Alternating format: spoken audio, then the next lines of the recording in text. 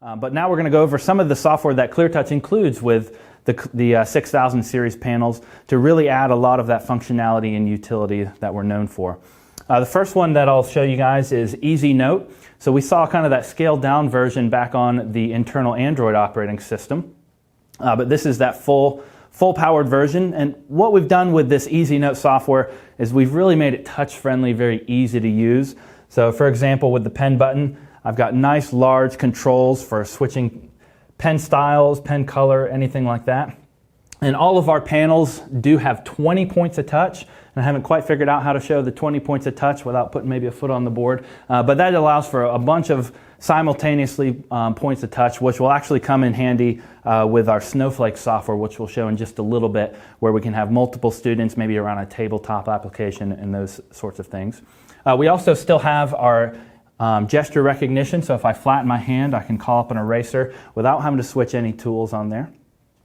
So what I'll do is I'll kind of run through a few of the tools here, and then we'll hop into a couple other applications. But this software works very similar maybe to a PowerPoint or any other kind of flip chart application. I can go ahead and create my slides ahead of time as the teacher. I can come over here, I can save these in kind of the main menu, save it as an EasiNote file if I want to, and reopen that again. Or of course I can export this out as a PDF or a PowerPoint, Word document. And that just allows me to push this out to maybe the students or even the parents. And this gives them a format that they can open up at home without having to have this full software installed on their device. So on the flip side of that, I can also import anything into EasiNote. So I can grab the file structure of the computer here. This could be maybe pictures or PDFs from the textbook, any media that I have saved on the computer. Also a note too, if this were imaged by the school district, I would also have access to all of my network folders or drive folders or anything like that. So I'm going to go ahead and pull a video file in here. We'll do this one here. So that's going to pull in the video into a viewer window, and I can use my select tool to pinch to zoom, scale that in and out if I want to. Go ahead and hit play. You'll also be able to hear the two built-in 12-watt speakers. As you can tell, they get very loud. This is not just one. Those are two 12-watt downward-firing speakers, which provide plenty of classroom audio. But we do also have an analog and digital audio output, so if we do want to tie in with any of those existing speaker solutions in the classroom, we can. But while I've got my video playing here inside of the whiteboard space, I can, of course, come over to the side and take some notes if we like. I can even draw right over the video if I want to while that's playing. I can pause the video at any time. So if I want to pause that, rearrange, maybe stop at that scene and talk about something else, we can. But like I said, this works for any pictures or PDFs, anything that we want to bring in and maybe start building that flip chart as we go along.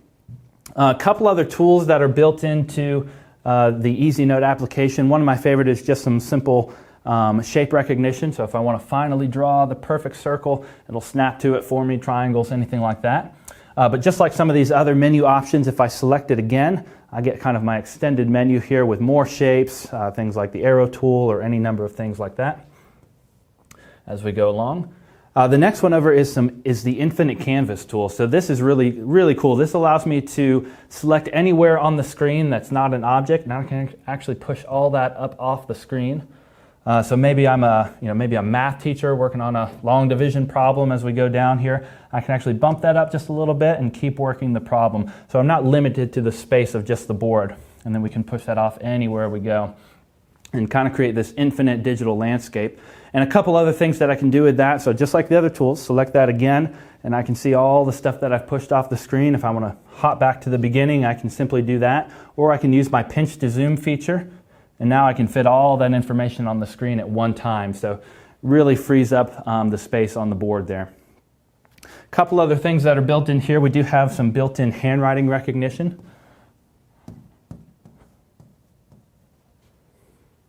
There we go. So especially maybe for younger grades, maybe trying to learn cursive. That's going to go ahead and snap that detection. I can even have it read things aloud and do all sorts of fun things with that. All right, another one of my favorite tools is the desktop mode. So this allows me to hop back out to the desktop, gives me my floating toolbar from EasiNote, but now I can access any other program that I have loaded on the computer or hop out to maybe the internet or anything like that.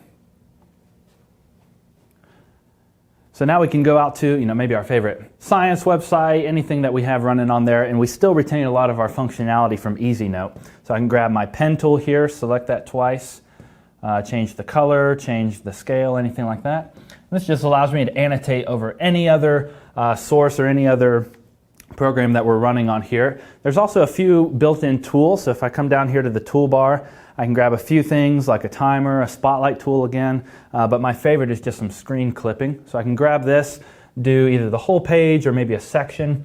We'll grab just this section here. So maybe this is something we want to talk about in a little more detail. Go ahead and outline that, hit the check mark, and that's going to bring it for me right back into EasiNote. And so now I can use, again, my pinch to zoom. I can even rotate this if I want to, be able to place it wherever I need to on the screen. So that way we can bring something from the internet or from another program right back into this whiteboard space where, again, we have our pen tool for taking notes, drawing right over that and doing all kinds of things on there. So that's one of my favorite ways just to bring in some media from any other website or anything on there.